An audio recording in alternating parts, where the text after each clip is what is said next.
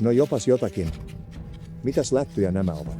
Haiskahtaa vanhalta viikingiltä, vähän hopealta sekä näyttää kolikoilta. Tällä kertaa tarkastellaan Suomesta Turun seudulta löytynyttä tällaista hajalleen levinnyttä viikinkiaikaista kolikkokätköä.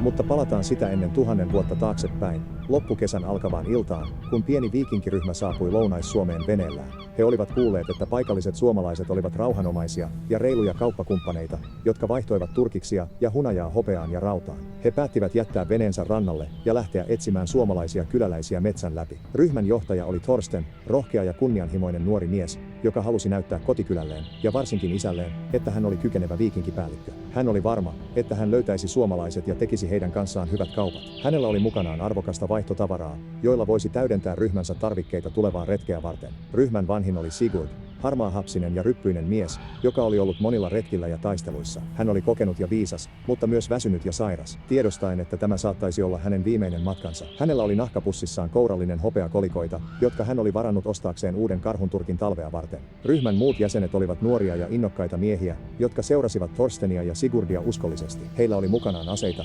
vaatteita ja pieni määrä ruokaa. He vaelsivat metsässä useita tunteja, mutta eivät nähneet merkkiäkään suomalaisista. He alkoivat tulla levottomiksi ja epäluuloisiksi, sekä pelkäsivät, että suomalaiset olivat piiloutuneet heiltä, tai että he olivat joutuneet väijytykseen. Sigurd huomasi, että aurinko alkoi laskea ja ehdotti, että he leiriytyisivät yöksi. Thorsten ei halunnut kuunnella häntä ja sanoi, että he jatkaisivat eteenpäin vielä hetken. Hän ei halunnut myöntää, että oli eksyksissä. Sigurd ei väittänyt vastaan, mutta hän päätti tehdä oman ratkaisunsa. Hän erosi hiljaa ryhmästä ja lähti toiseen suuntaan. Etsien sopivaa paikkaa piilottaa hopeakolikkonsa, hän näki ison lohkareen, jonka löytäisi helposti myöhemmin. Siitä 20 askelta länteen päin, hän kaivoi kuopan ja asetti hopeakolikkonsa sinne, ja lopuksi peitti kuopan mullalla ja sammaleella. Päälle hän asetti vielä litteän kiven merkiksi itselleen. Hän ajatteli, että jos selviytyisi tästä matkasta, hän tulisi hakemaan kolikkonsa takaisin. Jos ei, niin ehkä joku muu löytäisi ne joskus ja käyttäisi ne johonkin hyödylliseen. Hän palasi takaisin ryhmään ja huomasi, että Thorsten oli vihdoin päättänyt pysähtyä. He sytyttivät nuotion ja söivät illallista. Sigurd katsoi ympärilleen ja näki kauniin suomalaisen metsän hämärtyvän. Hän tunsi rauhan laskeutuvan ylleen,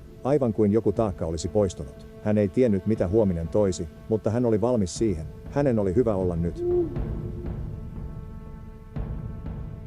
Jaa, mitähän mahtoi Sigurdille tapahtua, kun ei hakenut kätkemiään kolikoitaan takaisin? Joskus, ei usein mutta joskus, voi metallinetsinnässä löytää jotain, mitä voi kutsua melkein aarteeksi. Kunhan jaksaa mennä metallinetsimellä kiinnostaviin ja uusiin paikkoihin, pienellä tuurilla et koskaan tiedä etukäteen, mitä kaikkea saatat löytää. Tällä videolla esittelen yhden parhaimmista kolikkolöydöistäni, viikinkiaikaisen pienen hopearahakätkön sisällön. Tämä löytyi metsän keskellä olevalta pieneltä niityltä, jossa ei olisi pitänyt olla mitään rautakauteen viittaavaa. Mutta niin vaan se paikka pääsi yllättämään. On hyvin mahdollista, että sinne jäi vielä hopeakolikoita löytämättä, koska lopetin kaivamisen näihin kolikoihin ja ilmoitin paikasta museovirastolle, joka on nyt suojellut löytöalueen. Nämäkin kolikot lähtevät museoviraston kokoelmiin, mutta katsotaan niitä sitä ennen vähän tarkemmin. En osaa näitä kolikoita tarkemmin määritellä tai ajoittaa, mutta todennäköisesti nämä ajoittuvat 800- ja 1050-lukujen väliin. Kyseiset hopeakolikot ovat siis dirhemmeitä, joita ruotsalaiset viikingit toivat idästä tänne Pohjolaan kaupankäynnin ja ryöstöretkien seurauksena. Dirhemeissä ei ole kuvia, vaan arabiankielisiä uskonnollisia kirjoituksia. Niistä löytyy kyllä lyöntivuodet ja paikat, mutta meikäläisen arabian taito on tasan 0. Museoviraston tutkija osaa kuitenkin ajoittaa nämä aikanaan. Kuten kolikoista näkyy, nämä ovat hyvin ohuita ja kevyitä hopeakolikoita kokoonsa nähden. Hopea kuitenkin säilyy helposti maaperässä 1000 vuotta, joten kolikot ovatkin varsin hyväkuntoisia, mitä nyt jonkin verran saanut kolhuja vuosisatojen aikana. Vaikka nämä ovatkin vanhoja kolikoita, on ne Suomessa ja Skandinaviassa nykyään suhteellisen yleisiä rautakautisia metallinetsintälöytöjä. Rautakaudella Suomessa näitä käytettiin kaupankäynnissä ja koruissa, mutta mahdollisesti myös raaka-aineena korkean hopeapitoisuuden vuoksi. Kolikoiden löytöpaikka on tosiaan niitty metsän keskellä. Niitty- tai peltokäytössä se on ollut noin 100 vuotta, eli ei mitenkään erityisen vanha niitty. Meri on kyllä melko lähellä, rautakaudella ranta on ollut noin 200 metrin päässä. En ole ennen löytänyt dirhemiä, ja ehkä jonkinlaisena yllätyksenä tuli kolikkojen antama metallinilmaisimen signaali, joka oli melko epämääräinen, ei ollenkaan yhtä hyvä kuin esimerkiksi 1700-luvun hopeakolikon antama signaali. Aikalailla samoja signaaleja antavat erilaiset alumiiniroskat. Onneksi niitty oli muuten aika hiljainen löytösignaalien suhteen, niin tuli kaivettua heikommatkin signaalit.